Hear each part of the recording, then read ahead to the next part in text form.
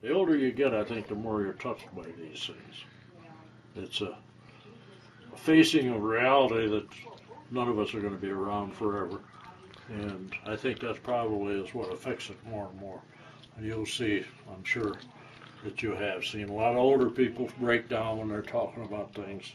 And this is the reason, I think, that you become, as you age, I think you become more and more aware of life as just temporary.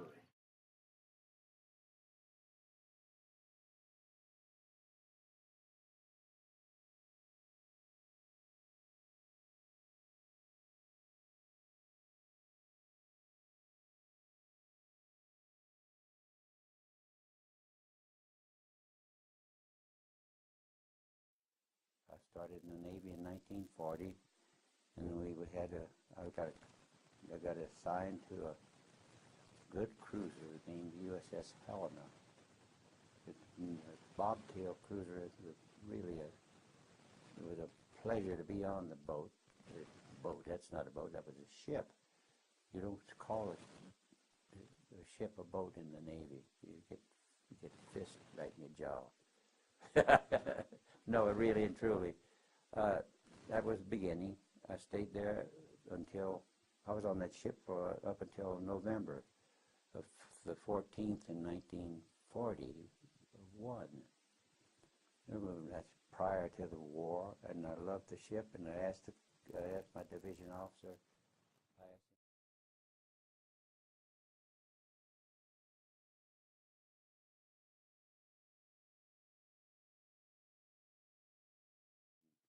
1941. We woke up in the morning and we had the opportunity to go eat breakfast, but in as much as they started coming in from nowhere, the Japanese carrier planes, they blew up everything they could find, and then they started everything to begin with. World War II, that was Japan and the United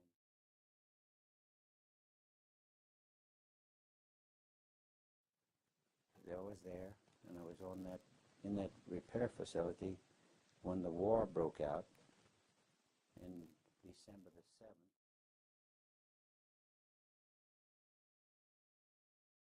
With that particular instance was where all the airplanes were being they tried to protect them. We tried to get us to protect them by putting them in a weathered area where you could possibly hide them from whatever the bombs and machine gun bullets. Well, I went out there with everybody else, and we were trying to pull the PBYs out of the way and the seaplanes out of the way, and you were trying to dodge machine gun bullets from the Zeros, which were at that particular time plentiful, and they were hitting around, and some guys got hit, some guys didn't get hit, and I happened to be the grace of God that didn't get hit.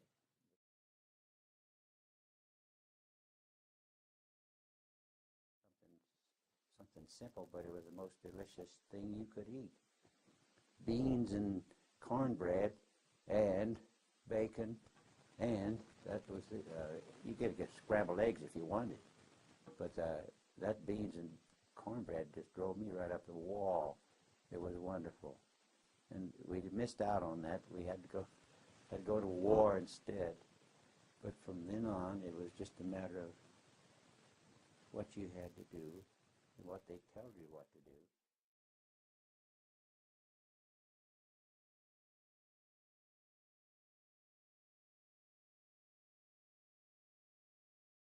Guard, and that meant that you get a rifle or a gun, and they shoved a submachine gun 50 rounds in my hand, and that was my guard duty for the rest of the war after you did your normal day's work.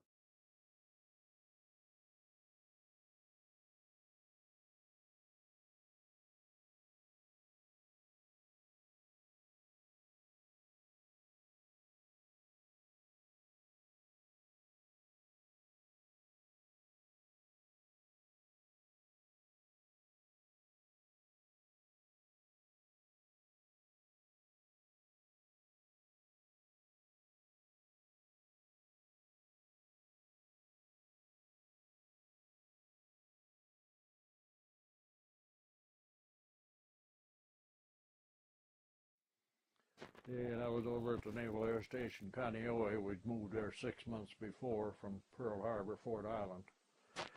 And I had a buddy that was on duty, or a couple of buddies that were on duty down at the hangar area, so decided instead of going for breakfast, a couple of us would shower and then go to the exchange and have a breakfast at the exchange cafeteria there. And we went over there and we just ordered breakfast. I remember I had ordered bacon and eggs, and a plane flew over the building and almost took the roof off, and somebody said, "Who in the heck is that?" And I said, "It's the Japs," but I was kidding when I said it, but we'd always talked about having a war with Japanese, and it was just kind of a standard thing coming out. We'd spent a lot of time prior to this looking for Japanese submarines and alerts and all the things like that. The second plane came over, and I looked out the window and I could see the white puffs of smoke it was leaving behind. And instead of being a maneuver by the Army Air Force, why I knew then it was an actual. And when the plane banked over to avoid hitting the building, I could see the big meatball on the side. And I yelled out, "It is," and we all bailed out of the place immediately. And of course our base was only strafing. And so we ducked behind buildings, working our way down about a block to the hangar area, and we'd duck behind a building when they were strafing, and then we'd look out, and when it was clear, we'd run to the next building. It was about a block away.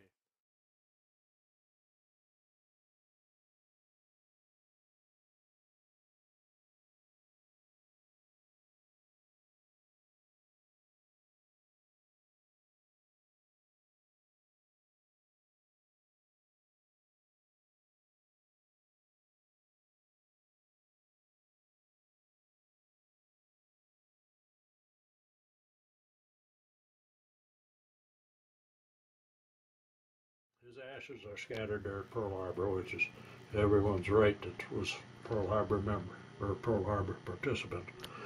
And after he died, she gave me this clock, and it shows the Arizona City.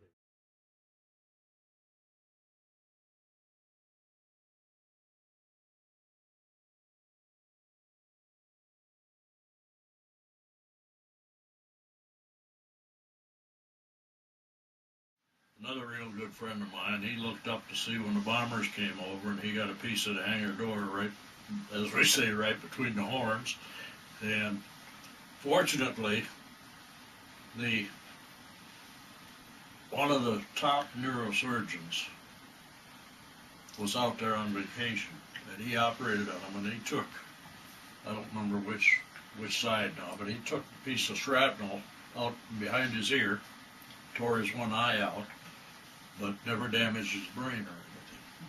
And it's so funny because he used to go to the squadron reunions, and he's passed on a couple of years ago now, but he used to say, "I don't remember anything about it."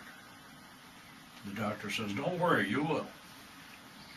He said, "Here it is 50 years later," and he says, "I still don't remember." But it's shock, and of course, your mind wipes these things out, I guess.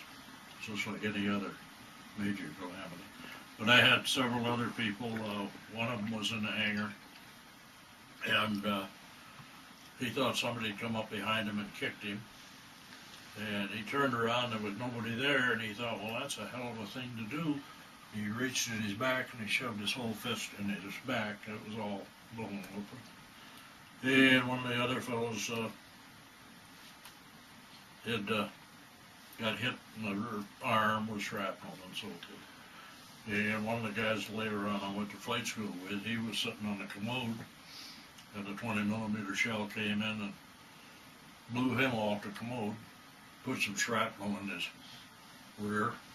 And we used to kid him when we were in flight school when he got the Purple Heart, which was a couple of years later. And we would say, "BJ, where'd you get hit?" And he was from Arkansas on a comic. And we'd keep teasing him and say, "Where'd you get hit? Where'd you get hit?" And finally he'd get tired of it. He'd say, "In the ass."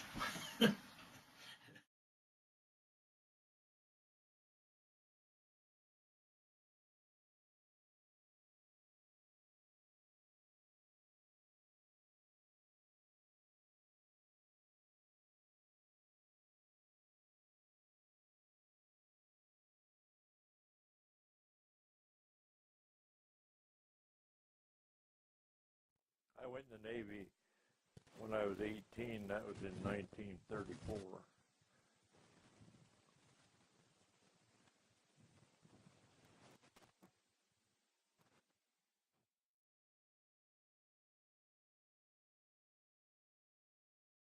As you come out, why, the dock was just loaded with expanded ammunition. That they dropped 2 bombs at us. One of them was forward, and it went through motor lifeboat. There was no one in the boat, and it didn't sink the boat, and it didn't go off for some reason or other. And then they dropped another one aft, and there was an oil tanker loaded with high-test aviation fuel right behind us, and just probably 50 feet behind us, and they were getting ready to go to the Philippines the next day, and so they dropped one between us there, and they got shrapnel, and we got shrapnel from that one, but I think we lost 2 or 3 men on our ship.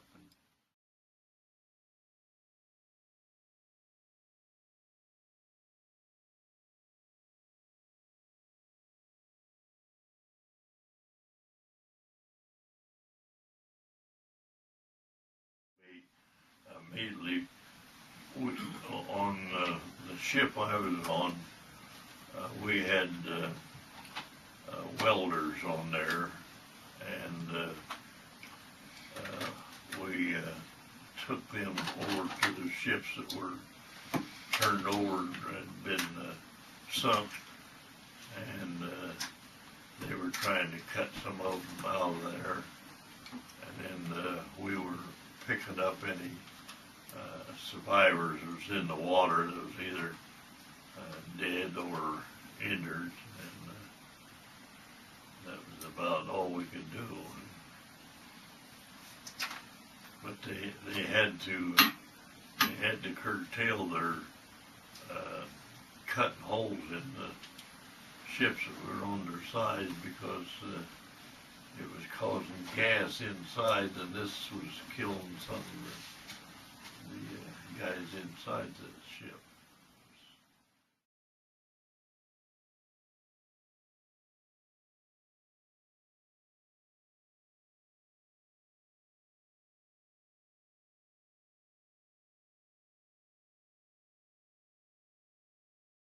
I think they probably done about the same thing on the tanker, but had they hit the tanker, why, we'd have been blown to hell.